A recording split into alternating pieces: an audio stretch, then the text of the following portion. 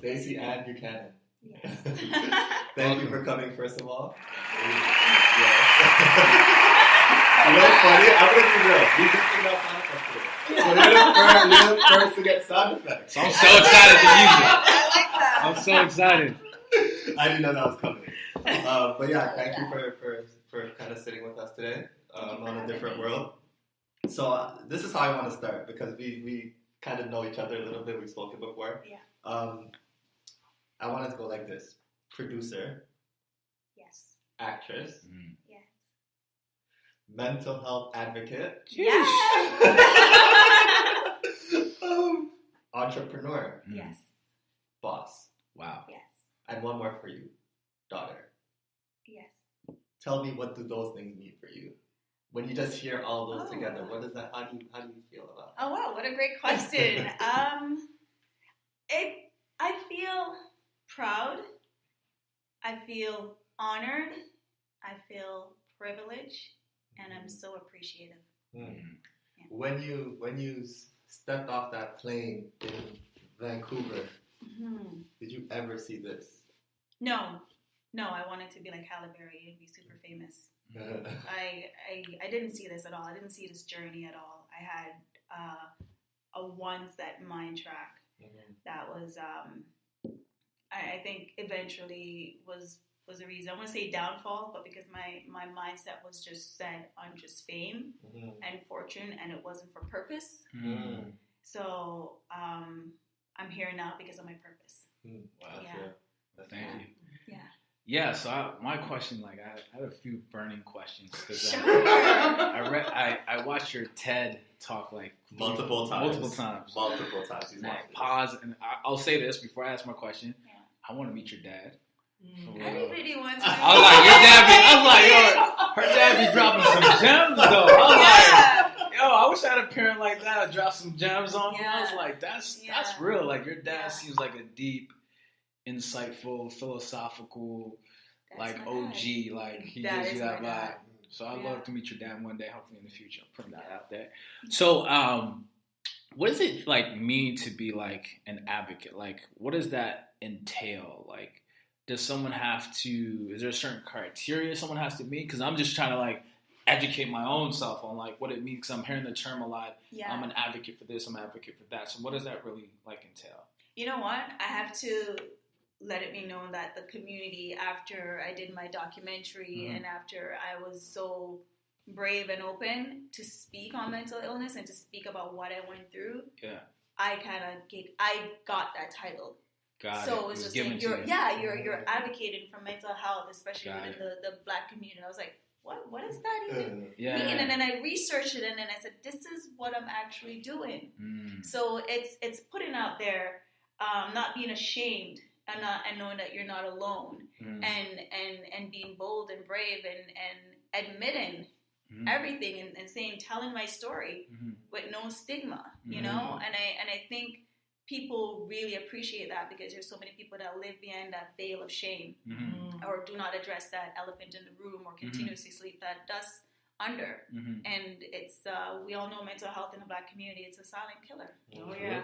And when you can have one person that speaks up, other people can be like, oh my God, I'm going through that too. Because sometimes when I do my talks, and especially when I was working with CAMH, and I would start off by saying, what do you think a person who lives with mental illness looks like?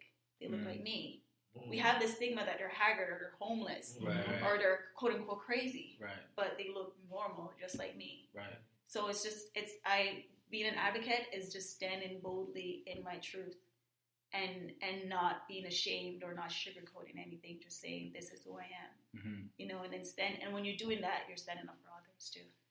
That's awesome. Because I was always wondering if like there was like a board that says I now deem you an advocate. I was just curious to know. And you continue to work at it too, and you continue telling people where they can find resources, and you speak up about it, and you know you can come together with other people and you build a stronger network, and you keep spreading the word and keep spreading awareness. That's so important. Yeah, that's cool. Yeah. So one of the conversations we were having before is about Kern was telling a wonderful story about his roommates struggling with mental health issues. And again, we also noted that most of us know somebody that's struggling. Yeah. Right? We kind of, you're an advocate, so of course you're always kind of touting that message, but we have times think it's them, it's over there. That's not me, or that's not my child, that's not my husband, or what have you. For people that are in relationships with, whether it be a parent-child or a romantic relationship with someone that has that's suffering from depression or any sort of mental health issue, how do you help them and how do you protect yourself? So it's kind of a two-pronged Oh my God, question. It is. When I was doing this film, after it came out, someone said to me, when you're about to do a part 2, you need to talk to people who actually live with people and have relationship with people who struggle with mental illness, because it's such an impact on them. It takes such a toll on them. Absolutely. And that opened up my eyes a lot. Yeah. Because you hear about the ones that are struggling and with this illness, but you don't think about the ones that are dealing with the people that are struggling, because they are struggling too. And it's really hard. And I will say for people that are dealing with a loved one going through this, if they're able to talk to you about that or open up about that, it's such a privilege and it's such an honor. And it's something that you shouldn't even take for granted, the fact that they can open up. Because when I was going through depression and I had suicidal thoughts, I was actually in a relationship and he knew nothing about it. Wow. Because I had a fear, the stigma that he will leave me because I'm crazy. So the only person I told was my dad. So number one, if someone is able to open up to you and tell you what they're going through, that is such an honor, because it's a shame and you're fighting with your mind every single day. And for you to open up, that is amazing. The second thing is definitely be there for that person and to help them as much as you can, but you have to be patient. You have to listen without judgment. Because you may look at their struggles and be like, but you have a roof over your head and a big Range Rover and you have all this money. Like, why are you still struggling? No, everybody's struggle is different. And I will also say that in between taking care of that person, take care of yourself too. It's so important for you to be mindful of your own mental health. But how do you do that? Like, for example, now there's a spectrum of mental health issues, right? Some people are violent during episodes. Some people self-harm. Some people, there's people that can't be left alone. And that can be taxing on the support unit, the family, or what have you. Right? So you can say, okay, help take care of yourself, but how? What are some There are times when I will definitely suggest, like when it comes to that extreme, definitely get professional help. Definitely. I know it may be hard to say I'm going to put them in an institution or bring them to the hospital, but if it gets to that extreme, you definitely need to do that. There are times when you can take a break, take a mini break, take a time where you're just going to exhale, inhale, if you want to go to the spa, I'm not just saying it's just a spa for self-care, but do something in between the takes to make yourself feel good. Yeah. And remember that although this is someone that you love and cherish and care about, it's not a burden. It's just something that they have. But if it comes to that extreme, I would definitely say you need to seek definite professional help, or if they need to be in an institution. And as much as you can, go and see them. But you got to make sure that you're in the right frame of mind, because it will take a toll on you. Right. And I guess you kind of have to admit what your limitations are. Yeah. Because, if for you don't want to seem selfish, because some Right. people be like, oh, it may seem like I'm selfish. But you also don't want to run yourself dry. So there's a balance. Right. And if you can get another friend or get another family member, someone that you trust, or professional help, someone to help you. But if you can't do the burden alone, you just can't do it, right? For sure. Yeah. So I'm like heavy into social media and stuff like that. I'm like a pop culture person. Like I'll come here and talk pop culture and talk about Kanye and all this bullshit and all the fun stuff. But so just being on social media a lot, you see more and more. You're seeing people who are coming out saying they're suffering with depression or some like Angelina said. There's different stages, but a lot of people are coming out with it now. One of the things we talk about kind of off camera and off the record is how now do we separate true depression? Because you've been there, right? How do you separate true depression from people who are going through moments of sadness? Yeah. And moments of like, this is just an obstacle I'm trying to overcome, and this obstacle has me really down. Yeah. Or it's really tough. Like, how do you make that distinction right now? I actually made a post on that I shared in my Insta stories, and I did a poll question saying, do you know that there's a difference between depression and depressed? And a lot of people didn't know that. They thought it was the same thing. Depressed is really, it's sadness, and every human being has experienced sadness at some point in your life. I mean, you could get sad because you didn't pass that exam, or someone broke up with you, or you lost your job. Right. It's a moment of sadness. When you have depression, it's nothing makes you happy. You could win $1 million. You could get this grand house. Like, you're forever living in a pool of sadness, and you're forever fighting negative thoughts, and it's something that could last for years. It could last for months. It could last for a very long time. So it's a disorder. It's a mental disorder, and it's a mental illness. So it's different from actually being depressed, because that's going to be for a shorter period of time, and there's something going to come along. I mean, you could be depressed because the guy broke up with you, but then you met someone bigger, hotter, and all of a sudden you feel better, right? Yeah. Or so it's like, but when you're living in a pool of depression, you don't see anything. You don't see you have a roof over your head or food to eat. You're just living in this pool of just extreme darkness and extreme sadness, and you're fighting negative thoughts constantly in and out. How do we get people? I'm thinking of young people specifically, right? How do we get young people to actually make that distinction within themselves? I think they need to be educated. They do. First of all, because I think people throw around the word F my life. Or I'm so depressed today, or I just feel like, and then like it's thrown around a lot, and it's not being taken seriously. It's like interchangeably cool thing, and it's like people don't know that there's actually a real difference between that, and we have to really educate our youths. It starts with them, because they are the future of tomorrow. So they just need to have education based on the difference. I had to educate myself when I said, you know what, I'm going to take on this title of mental health advocate. I can't be saying things like crazy. I might change my vocabulary a lot. I don't say, oh, this person is suffering from this, they're struggling. So there's some things that I was taught to change my vocabulary. But it's there. It should be taught, and people should learn about it. Couldn't those moments you just described, like the breakup or a death of a loved one, couldn't those moments or situations kind of trigger into that? Absolutely, and this is where it gets tricky, because if you see that a person went through a depressed moment, and is still prolonging a year later, or a few months later, and it's still going, that's when you need to intervene. If you see that something is wrong with a loved one, and say, hey, I really think, and not that you shouldn't intervene if it's like a month into it, but really, and if someone tells you, if you find yourself, this sadness keeps on prolonging, you need to really check in with yourself, and to really seek help, because if you feel like it's not going away, then you should really do something about it. Yeah, because I've always had this thing, like, for me, like, personally, like, how this topic, because the theme of today's show was kind of, depression versus sadness.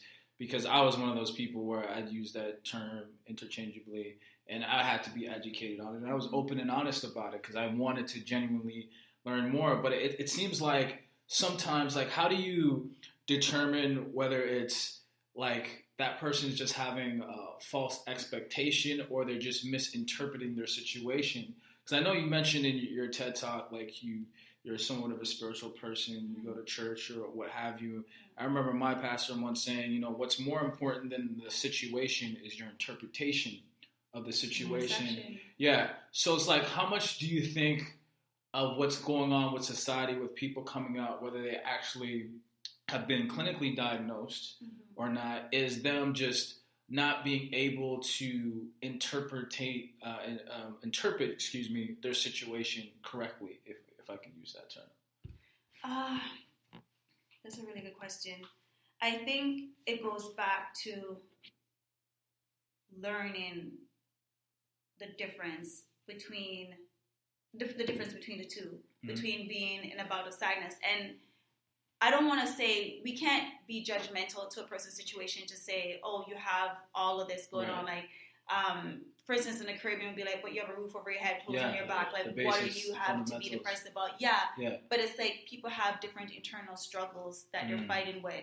And I think it really starts with nurturing at a very young age to definitely know the difference, and also to make sure that your mind is so powerful. And we're growing up in an era where social media and everything, where people are living a life of comparison a lot. And you didn't have social media to see what your friend is doing, or to see the vacations that you're going, or to see the luxury and everything. So you wouldn't have to live your life with a comparison. We went to the same school together. I graduated on top of my class, and he's doing way better than me. You wouldn't normally see that. And I think a lot of that has to do with people comparing their journeys with each other.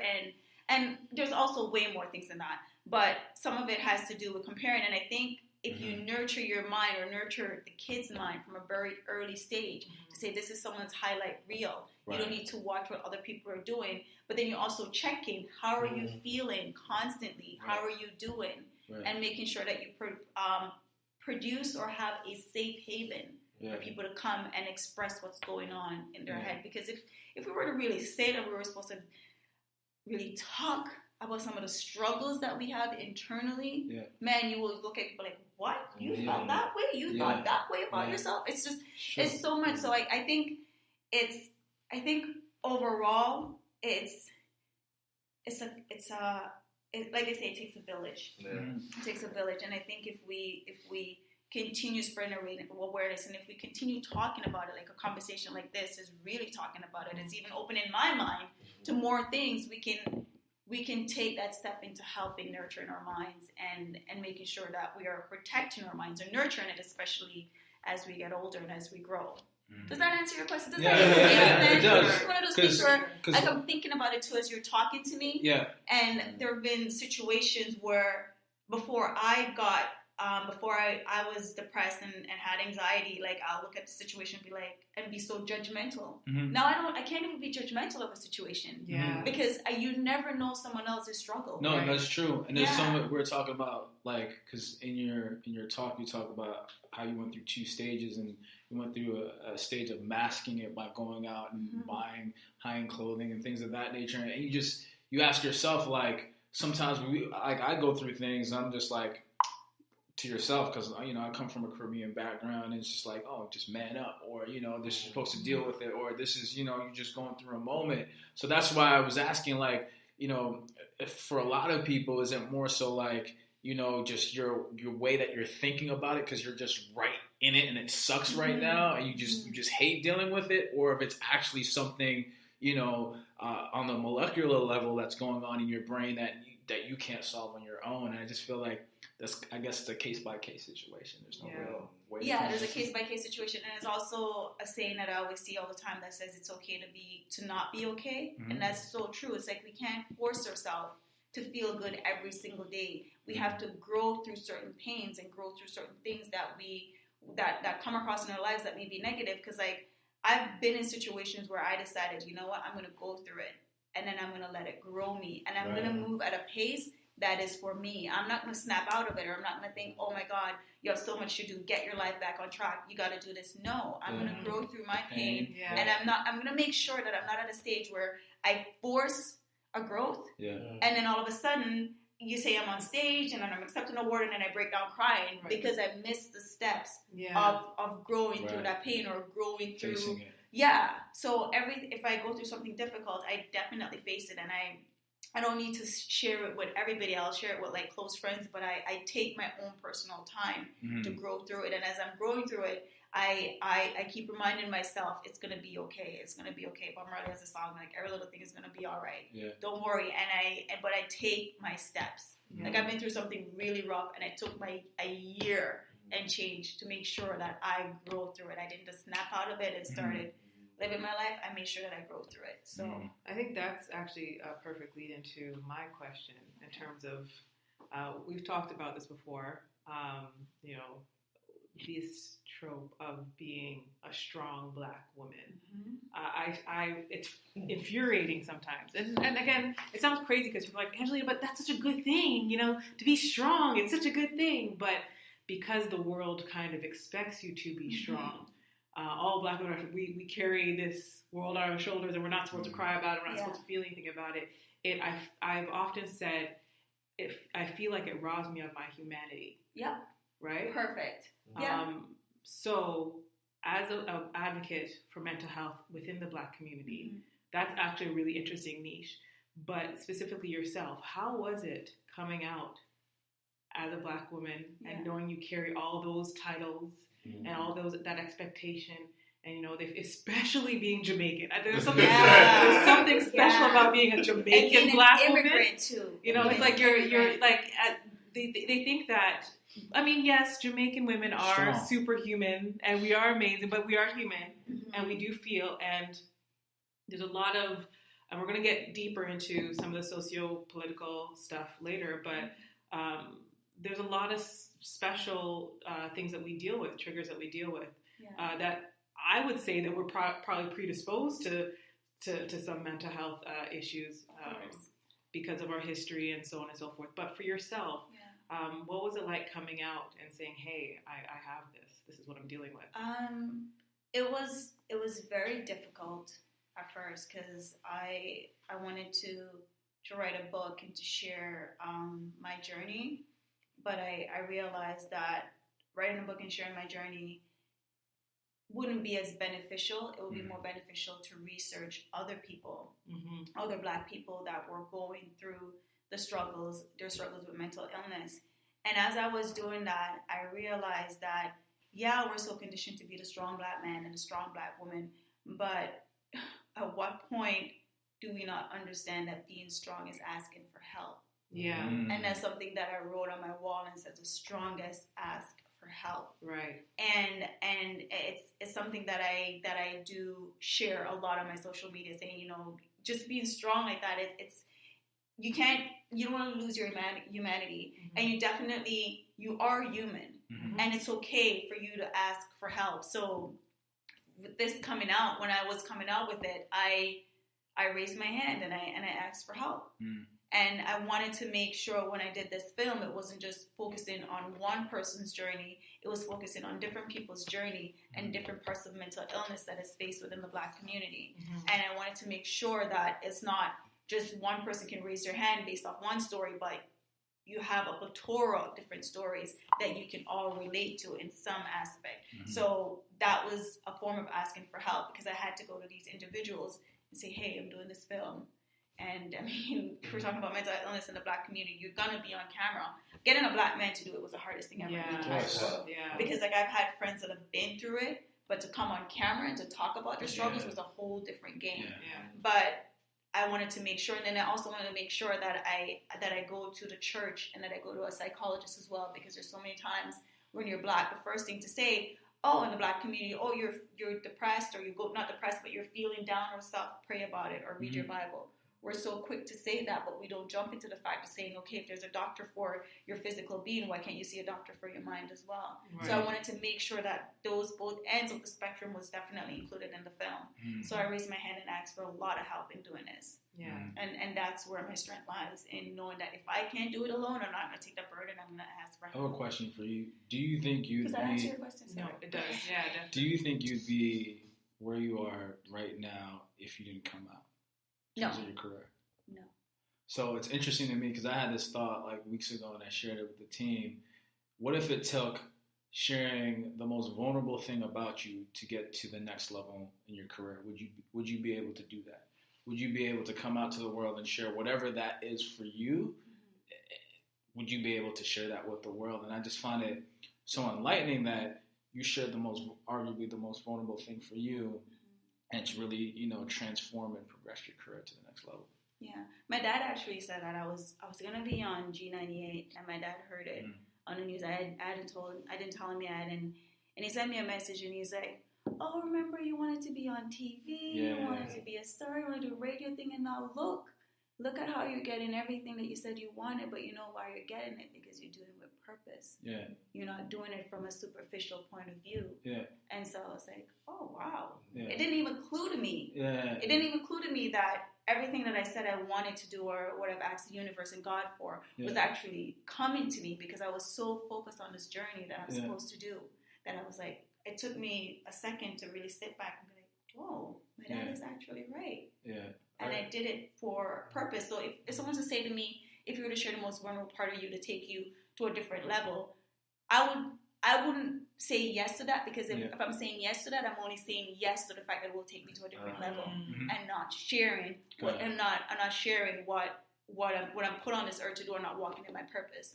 If we say, if you want to share your purpose to help someone else, to save a life, then I'll say absolutely yes, but not to take me to a different level, because I was gonna say, like, I love how you said that change your language, because like language is so powerful and how people think. Like that was great for me.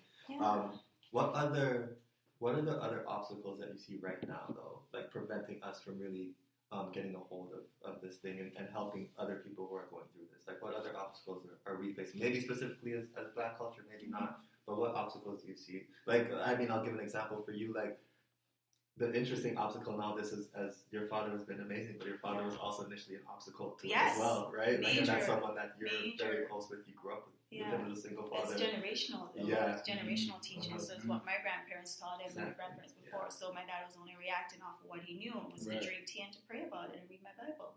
That's how they knew to cure mental illness, or to get those negative thoughts out of your mind. And that must have been tough. So what? But what else? Like what are those obstacles though that's preventing us? Or are there any other obstacles? Is it just a huge of it is shame. A huge part of it is shame. Like, who wants to admit that they went through all of this? And you know what? When I did this film, I realized that it skims the surface of mental illness really in the Black community, because someone says to me, you know, you spoke about your faith in the film, and but what about the Black atheists? And someone said, what about being a gay man or being gay in the Black community, and how that triggers and leads to... I was like, oh my God, there's so much there's levels to this. There's so much. But the majority of it is shame. You know, a majority of it is like, do I want my family to know? I don't want to say this. I'm protecting someone else. It's like, it's the veil of shame that we have to continuously wear.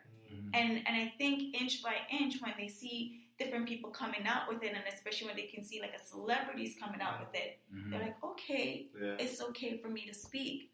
But fear and shame plays a huge part in mental illness in the Black community. I told you about that celebrity power. I told you. Oh, you mean? Oh, you? Yeah. It's They didn't want to hear me. I know. No, it's sad to say Didn't that want to it takes hear a me. celebrity to do it, but once you're like, okay, You know what she said? I don't know. Again, I think it's various perspectives, because I still feel like the celebrity idea, especially speaking about the Black community, speaking about West Indian people, because I think that there's a special corner there for us.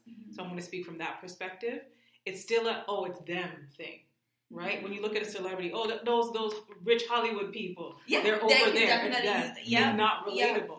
Right? And so the point that I was making over those conversations we're having is that when the story comes from someone that is relatable, that someone that's your neighbor, someone in your own backyard, you're right? I feel like it's more effective in that way. It is more effective, but I think it takes a celebrity to get to the person, to get to you. I don't know. I don't necessarily agree. From a marketer perspective, you got to understand they have a funnel.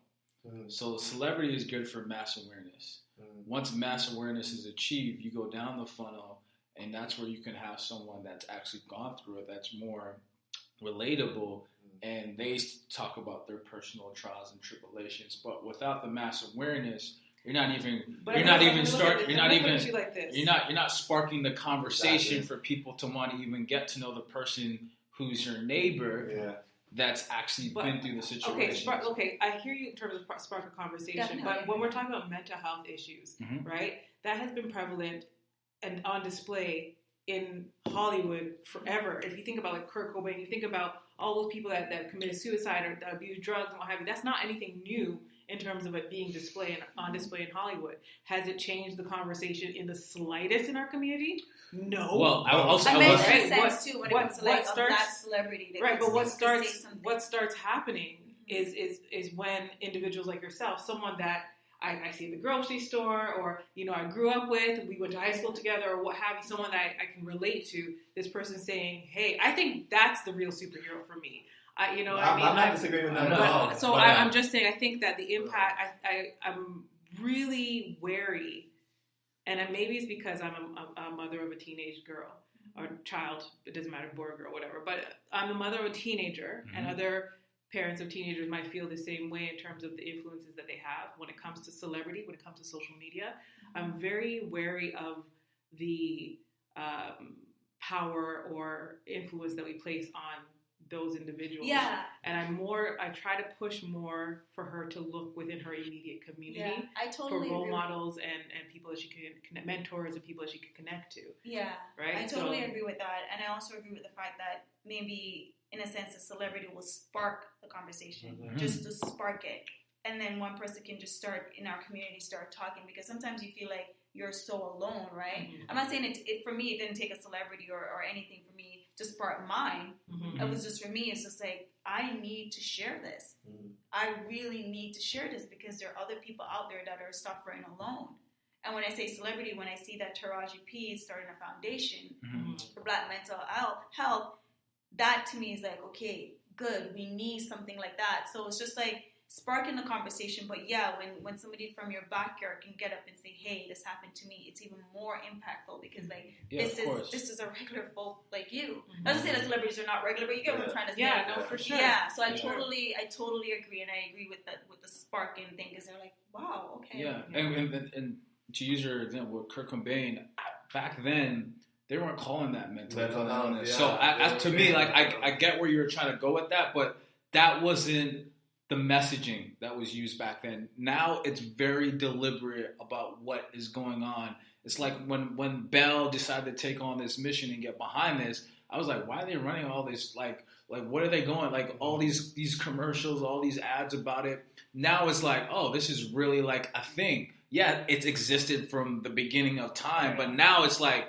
oh, so a lot of people do go through this. And I'm sorry to say, but for me, if I wasn't bombarded with the Bell ads and the conversations, I don't think I would be as aware as I am right now that a lot of people are going through. Was it the Bell ads and conversations, or was it the celebrity? And I think this is what, I guess, you know what, we're kind of having a circular conversation, so I don't want to kill it. But I guess for me, one of the commercials that hit me the most was a CAMH commercial.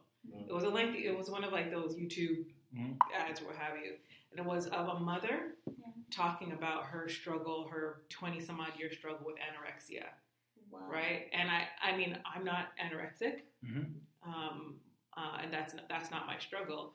But I sat there and watched that. She's not a celebrity. She was just a regular mom. Was she an influencer? Right?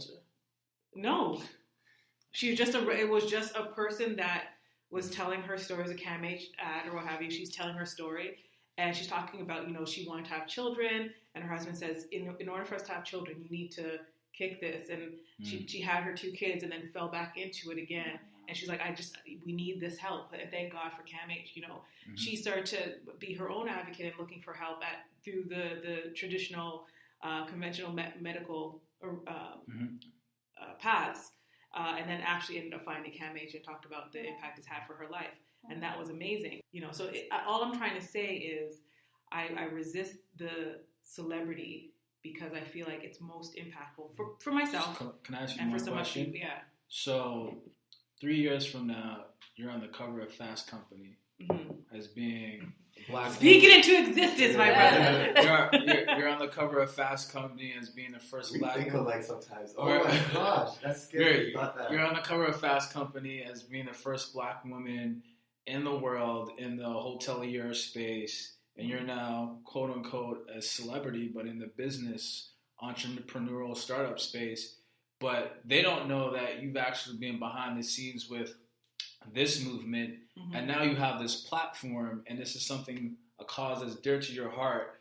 Are you now saying that your message is not as valuable as a person that might not have your platform? No, that's not at all what I'm saying. What I'm saying is that I don't feel that people should look to celebrities to lead or to be the example, right? And I guess because when we think about celebrities, they're out there, right? They're out there. They're separate from us. They're so, they're out there. I don't. Right? The point I'm trying to drive home is that mental wellness, mental health, mental illness is so close to home for all of us. Yeah. Right? And what we need to be having is these conversations right at home, and be okay with it not being an other people issue. Oh, it's those people. You see, because for example, I've heard someone say, it's because they have too much. That's why, right? Like it's a kind of correlating depression or substance abuse with too many options, with wealth and excess and what have you, right? It's those kind of ideas where you don't. That substance abuse is for some people is a coping mechanism for their mental health issues. Right? Now, we don't really look at Uncle Barry, who is as an alcoholic, right, and say, oh, he has too much, but maybe Uncle Barry's really depressed, or he has, schizophrenia, or he has whatever, and drinking helps him cope. We don't, understand what I'm saying? So by bringing it back home, by bringing it, into our families or into our neighborhoods, I think we can kind of tackle it a little bit better, as opposed to always looking at. I think it's great. People tell you stories. Everyone tell you stories. It is a perspective. And I just want to jump back in because I just want to be respectful of your time here. This is a curiosity question, a pure curiosity question. You said when you were in Vancouver and you first realized you had anxiety. Before you realized you had anxiety, you said your roommate saw you just move around the house really fast, and she stopped you and pulled you aside. How did she catch that? I'm only asking because I've dealt with. I was one of those people that had people struggling around me, and I didn't see it at all. I would tell her that I can't sleep. I just can't sleep, and she'll see I'll bring food in, and I swallowed my food. I was just gulping down my food, and I was just doing everything fast. I just felt like time is of the essence, and I can't relax at all. So that's a sign. And she was studying to be a nurse, and she said, I think you have anxiety. And that was such a foreign word to me. I thought it was just always associated with white people and white girls. That was my ignorance in 2011. I never thought, I've never heard of a black person say they have anxiety ever in 2011. And so I was just like, anxiety. Is there any other? My girls don't get that. How would you instruct somebody? Now, I understand you're not a doctor and everything, right? Yeah. But still, with your experience, I feel you have a wealth of experience. So I'm going to ask you this: how would you instruct someone that, like me, who had people living with? I had the person living with me. One of them lived with me. The other one was pretty much my best friend. Yeah. So I saw them every single day, and I didn't notice at all. Yeah. I thought they could deal with. I was always like, oh, we could deal with. They could deal with it, or it's nothing. We'll get through it. Yeah. I didn't see the signs till it was too late. They already checked themselves into hospitals, or they had to go do other stuff, or they lost their homes, and it was really serious. I saw after the fact. How would you even train somebody if you can train somebody, or is it? I don't know. To figure out the signs of anxiety. Is there real signs? There are signs there's panic attacks. There is lashing out and being vicious with the tongue and just ripping into you and telling you off when they're actually struggling with something. There's having a conversation or you're planning something and they just get erratic, and it's just because the thoughts in your head are racing against each other, and the words are racing and you're trying to mumble it and to get out of it. I didn't know that my anxiety came in the form of telling people off until my brother told me that this year. Wow. And he's like, you do that a lot, and you do that especially to the people that love you the most. And it's I get so frustrated, and I feel like I have to get this project done, and I have to get this done, and I will lash out at my brother or at my dad, and he's like, that is a form of your anxiety. Did you know that? And I had to take a step back and research it. I'm like, oh my God. Because for the most part, my anxiety, what I would manage is my panic attacks, and I can't breathe, and my heart rate beating 1,000,000 miles per second. That is something that I manage and I nurture. And if I'm ever, it happened to me. I released my film at the Caribbean Film Festival, International Film Festival, and it was after the film. A bunch of people came up to talk to me, and they wanted to talk to me, and I'm like, Mommy, my mom was with me. I'm like, I gotta leave, and I left because I felt heated. It started off with me being heated. My heart was racing, and I just felt trapped, like I'm in this box and I couldn't move. And I'm like, this is my career. This is a big night for me, but I have to go home because a panic attack was starting. And so I've learned to nurture it, and I've learned to excuse myself if I ever get to that point. But I did not know that was one of the key points. And what I do is that I have a million things racing through my head, and I'm trying to get them out. And so I lash out. And I'm sure we've come across people that would just radically just lash out at you, and you're like, where is this coming from? And my brother had to pinpoint. He's like, "That's a form of your anxiety." When you're saying this now, it's crazy. I'm looking back to now, and a lot of times with a specific person, we'd be like, "Why did he go off like that?" Yeah. Like, so many times, I'm thinking in my head how many times Yeah. I looked at my friend to the left and be like, "Why is he going off like that? Like, what's up with him?" You know what I'm saying? For like what seems like absolutely no reason. That's it. And sorry, the other part of what I was my question too was the scary part for me is that a lot of during the time when they were going through, my friends were going through their depression and their struggle, I should say, it was through partying. We were just partying, and I know that was similar.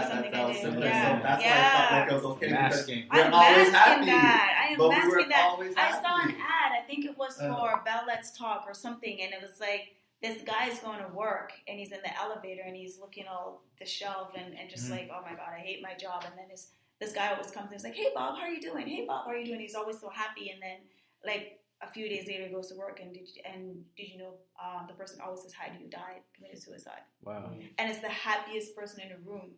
And we all thought that from the message, I thought that they were going to say it's a person that comes into work and says like, "Oh God, this job." That was suicidal, but it's a person that's always saying hi, that's always like at the top of the morning with the best attitude. Yeah, and they're really struggling. So with that being said, like how detrimental do you think the phrase is, "fake it till you make it"? Ooh. Oh my gosh. That is tough because I used to say that. Yeah, we all was like, you know what? And then it was a few years later, I remixed it to "faith it till you make it." Got it. Okay, I'm gonna steal that. But I used to be like that, and I would say no. It could be detrimental because you shouldn't fake your mental health and your overall health until you make it, because it is eventually going to take a huge impact on you, and it could hit you at a moment in time where you least expect it. So that whole "fake it till you make it," I'll remix it to "faith it." Believe in yourself and have that faith. But don't fake anything. Right. And because I'm thinking about it, like, so going to work, you get in the elevator, that person says, "Stacy-Ann, how you doing?" And it like sucks right now. Are you supposed to be like open and honest about it, or you just give them like some blasé answer? Like, how do you? You know, it's so funny. It happened to me at work the other day, and I'm a little bit of a funny person sometimes. I'm like, "Well, you know what? I'm PMSing right now, and everything hurts, and my breasts are tender, and like blood is coming out right now, and I'm not feeling the best." So, okay, like that is how I'm feeling. If you want to know how I'm feeling, he's like, "Okay, well, that's good to know. Happy Monday to you." And he's probably like, "Okay." And then I'm like, "Well, how are you doing?" He's like, "I'm fine. I had a great week. I'm fine." Like, well, good for you. But I've done that now, where it's just like, but for the most part, if I'm okay, I'm okay, or like, you know what, I just need some time to myself right now. But I'm still here. I'm still happy. But I'm going through my little thing, and I'll message you when I'm good. But I don't fake it anymore, because I just say to people, it's so important to check in on yourselves. And the number one lie that everyone tells is, "I'm fine." When we're really not fine. But then we also got to make sure that we share with people that we trust, because like sometimes if for instance, when I was going through my stuff and my dad told me to keep my business to myself, because he feared that I was going to tell a friend, and that friend is going to chop my business and tell another friend, and then it's going to go down to Jamaica somehow that he's raising a mad daughter. So, and he said, just tell your business to strangers. And I'm not saying, what I'm trying to say is like, be mindful of who you can share certain things that you're going through, because sometimes if you feel like you're going to share to someone who's basically, like, we all have that one friend that's like Facebook. If you tell them anything, it's expected to be on Facebook. You have to, you can't tell Facebook your business if you're just going to come around and No, because I was wondering about that. I was just like, I could be honest, but it's like, especially in a workplace environment, it's like I don't really want these people to really know, get on my business, because one thing I learned, especially in the corporate environment, everybody talks, man. I'm around enough different circles, and it's like, so I always struggle with like, how real do I really want to be in this moment right now? How much do I really want to share in this moment right now? But that's where that question came from. Yeah. So, talking about being in the corporate world, being in the world in general, like we often talk about social issues for Black people. There was a video that was Evelyn from the internet, who I swear you're like this girl's PR. I love her. The first time she came to my apartment, she pulled up on the internet. She's like, "You have to see this girl." I'm like, she's friggin' She's hilarious. a plant. Yeah. She's Evelyn Plant. She's hilarious. I gotta look her up. She's amazing. So it was she released a video because she's a storyteller, and oftentimes she uses humor to tell her stories. But she released this video. I'm paraphrasing the title, but it's like "Calling in Black," right? And she did this video in and around the time where we're seeing a lot of young Black men being killed by white police officers, and that kind of being broadcast and what have you. So in the height of the Black Lives Matter movement, she created this video essentially saying "Calling in Black." Like sometimes you're just like, I need to have this day because, there's all this stuff out there on the TV that's like assaulting your humanity. It's like, makes you question, am I safe? Can I walk the streets? Am I going to be attacked? Something like being a female or being a male, or just being Black, that's out of your control. You can't control that, right? And now that means I'm a target. When you think about the microaggressions that you deal with daily at work, right? We have this responsibility that we didn't ask for, but this responsibility is to essentially educate the public about what's appropriate to say, what's not appropriate to say, how to just treat you like a damn human being. Do you think that because of all those elements, Black people are especially predisposed to mental health issues? If we're predisposed to it? Yeah, like if there is, like how much do you think that plays into our mental health, and are we at greater risk to suffer because of, like, essentially, as many people have said, they feel like the world is attacking them. Yeah. Especially if you're seeing those images over and over. Over and over again, and you need to sometimes detox from that. I definitely think it plays a role in it, but there's so many other things that trigger or start our mental illness that could be from our childhood or be from, like Freddie in the documentary said, just the fact I couldn't get a job because of my name. I couldn't get a job because of my address out of a Jane and Finch. And it could be so many things that trigger it. I can't really pinpoint or say that that will be the main focus of it. There's so many struggles that we go through, and our struggles are completely different from other people. Our struggles are our struggles, and there's so many little things that we definitely do struggle with. It's such a great question, but that could definitely be a part of it that triggers it. What we're seeing, especially what we're seeing back in America, it happens here too, obviously.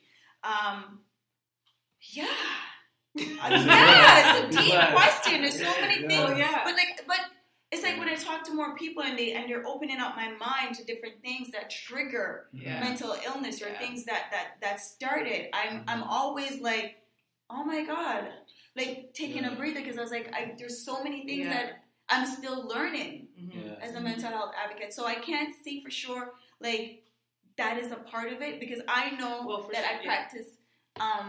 After I got through my depression, I made it a pact in my life to practice mental wellness daily. So I will detox from social media. So what does that look like when you say I practice mental health daily? What does that look like? Oh, it's like mental wellness overall. Like I meditate every single day. It's the first thing that I do when I get up. I meditate. I used to be like, oh, let me check my social media. I don't, because my feed feeds my mind. And I'm very mindful of that. I'm very mindful of who I'm very mindful of who I follow. I'm very mindful of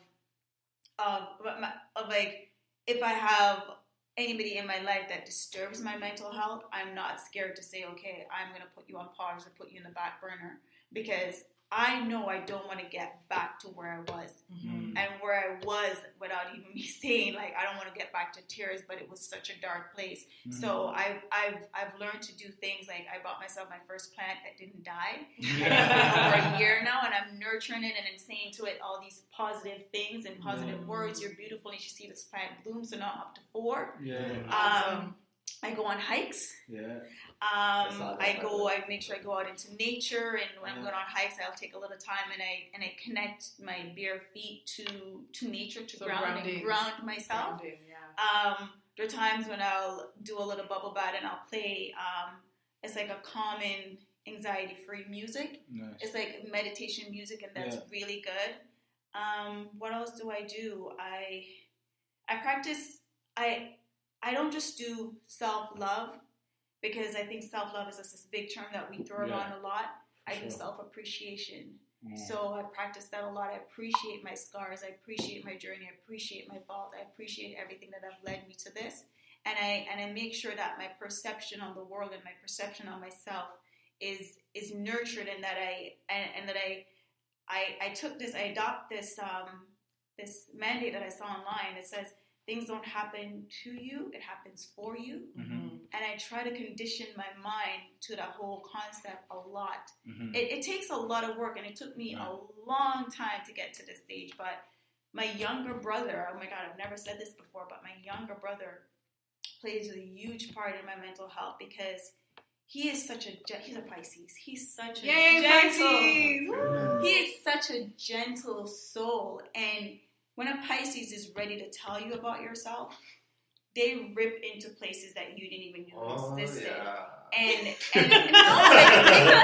like when they tell you about yourself, you don't get it until the next day you're taking a shower and you're like, hold on. This is some deep. This is some deep ish. And it's like, he made me take a look within myself. Yeah.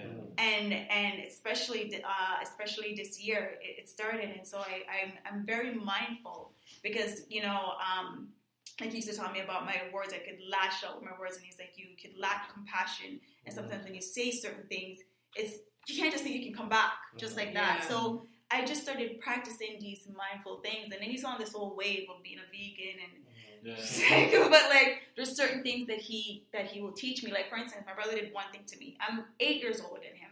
Mm-hmm. He moved into his new condo, and I went to see him, and it's 2 condos, and it's like a one garage attached to both condos. Mm-hmm. So he gave me the directions. I'm not good with directions, I will admit that. Mm-hmm. And it took me 15 minutes to get to his place. I'm trying to find the parking where he told me to park, and I'm frustrated, and I get to his house, and I'm like, what is your problem? Why do you have to live down here? Like, I hate your parking lot. He's like, first of all, I see that attitude. You're not bringing that into my house. You're going to calm yourself down before you enter my place. I'm like, who are you talking to? Mm-hmm. I'm a big woman. I'm 8 years older. He's like, they call me Nisha. Whole Meadow for Jamaican has a house name. Yeah. He's like, Nisha, you don't understand. This is not when we're kids.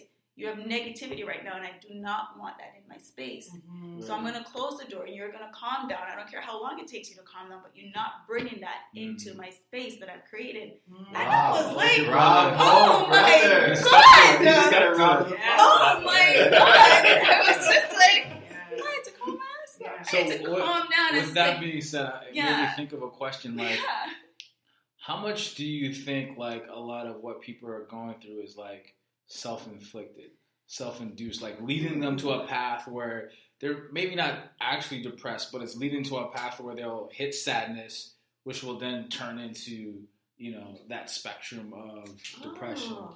Because I feel like, in my mind, I feel like I won't use the word a lot of people, but I feel like there are people that continuously just make poor choices for whatever amount of reasons, and it then becomes like this. It's self-inflicted, like they're doing the consequences of they're doing it to themselves, right? And then so how much of that do you take on like ownership? Like, dude, come on, like get it together versus like you need actual help. Like, you get what I'm saying? You need to get it together first before you actually go for it. You need to take accountability. You need to be honest and open with yourself and admit to yourself where you know that you have gone wrong, and that takes a lot of deep self-reflection. And when we talk about being self-aware, oh my God, it's or enlightening and all of that stuff, it's it's all messed up because I had to do that this year as well, so I know that exact feeling, and I had to take accountability for things that I would say, oh, woe is me, and it's not, oh, woe is me. Yeah. It's the cards that you played. It's a choice that you made. Right. So it's I had to dig deep within myself first. Yeah. And the first step in towards getting help is saying I need the help, right? Yeah. So yeah, that's something I had to really dig deep. So I think when people can just say to themselves, listen, I messed up. Yeah. Or this is something that I'm going to take on, and admit to yourself. Because sometimes we know we're in the wrong, but we try to come up with the different scenarios and justify and play the victim a lot. Right. So I try not to play that victim mentality at all. And if I know that I definitely need the help, or and not just need the help like on a mental health issue, but just like if I need the help to see if I will reach out to a friend, or reach out to my brother, or reach out to my dad. But the first step is admitting that I am wrong, and that is the hardest thing to do. I made that choice. It's so hard. Yeah. Just kind of like wrapping it up a little bit now. Yeah. I love how you like reference the fact that you're still going through it and you're still learning stuff every day. Yeah, I'm like learning so many stuff about myself. For sure. Yeah. And you said so many times like this year and this year. Like that surprised me because for some reason ignorantly I was like, oh, she beat it. Like that's how I was thinking. Like she's over it. You have gotten here. What keeps you motivated? Like, because it's hard. Like what you just described a little bit earlier was it's hard work. Like you're meditating every single day. You're fighting that urge to look at your social media, which I do every single morning. Yeah. Like before my meditation, I still do, but I made sure that this mind is protected before I get into that. You know. But still, that takes discipline. You know what I'm saying? And I mean, yes. what is your motive? Like, what inspires you, motivates you every morning or every day? I don't want to be suicidal again. It's just that feeling, right? You don't want to have that feeling again. Don't want to have that feeling again. Wow. And if I could ask, and I'm with you with the social media thing myself. I go on social media diets, and I went through this thing where I didn't look at anyone else's feed for the longest time because my mind would get into this comparison game. Yeah. And then I was on watching TV, and then this lady said, you know, people don't realize that social media is a big highlight reel. And then I was like, oh, that makes sense. Then I heard someone else say, you know, be careful how you compare, because if you compare yourself to somebody that you're doing better than, you'll feel better about yourself. You should. And at the same time, if you compare yourself to someone that's doing better than you, you'll feel worse about yourself than you should. So if you're going to compare, do it to learn. And that's a hard thing to do because emotions get into it. But if I can ask you one like final question, if you could leave one like word for our listeners, for the people tuning in, you know, what would that one piece of advice from Stacy-Ann Buchanan be? Oh, not a word, just a piece of advice. Yeah, piece of advice. Oh, let me take something from Daddy. Channel. We have to meet this dad by the way. He's on the next show. Oh, what does he always say to me? He says, it's a Jamaican saying, he says, the humblest calf sucks the most milk. And you have to understand that in life things is given and things are taken. And it's always best to remain humble at all costs. Yeah, and that's something my dad has taught me, and it's, oh my God, it's the best advice. Because sometimes you feel like you're doing so well, and your head starts to swell, and I'm so glad I have that rest of man as a dad. Because he will remind me of where I'm coming from, and remind me like as easy as it's given. You may work hard to get it, but it can be taken away very easily. And I remember at one point I found myself experiencing that, and I had to check my ego, and I'm so glad my dad and my brother, they're my right and my left hand, and they've just been, And before you go, I just wanted to tell you that last time we spoke, you actually, you impressed on me something that I actually wrote down. And I don't remember the exact thing, but you said comparison is the thief of joy. Yes, it is. It is. I've never heard that before. Oh my God. When you said that, that's a gem. It was, that's a gem. That's a gem. Like, I like literally stopped. We were talking on the phone when he said it. I had to write it down. Like, oh my gosh, that one was amazing. So thank you for that. That one helped change a little perspective for me for sure. Yeah. Can I shout out my takeaway? Yeah. It's actually what your little brother was teaching you in terms of taking responsibility for your space, your physical and mental space, and it's exactly what you're talking about. What you do in the morning, you meditate first, and you say you're doing your social media cleanse, not looking at anyone's feed. It's kind of taking responsibility of what you bring in or what you invite into your space. I think that is a huge proponent of being mentally and emotionally well. Guarding your space. Yeah, you have to. Absolutely. You have to. But there are downsides to doing what I do, though. When you miss certain things that you should have been aware of. But it's in moderation. What's it called? Not screening. What's the word called? Like not screening, but you're filtering or what have you. What you bring in, I think it's crucial. It's super important.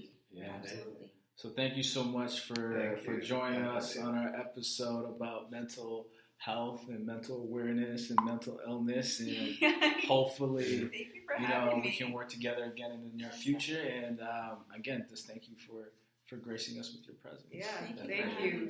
Thank you so much.